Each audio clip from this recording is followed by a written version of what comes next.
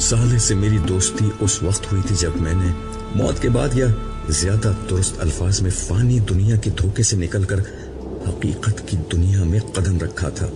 لوگ موت سے بہت ڈرتے ہیں، مگر میرے لیے موت ایک انتہائی خوشگوار تجربہ تھی۔ ملک الموت اسرائیل کا نام دنیا میں دہشت کی ایک علامت ہے، مگر میرے سامنے وہ ایک انتہائی خوبصورت شکل میں آئے تھے۔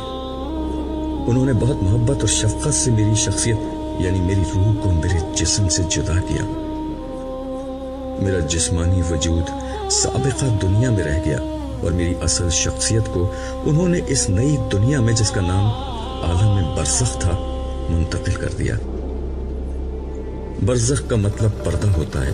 ملک الموت کے ظاہر ہوتے ہی میرے اور پچھلی دنیا کے درمیان ایک پردہ حائل ہو گیا، جس کی بنا پر اس دنیا سے میرا رابطہ ختم ہو گیا تھا۔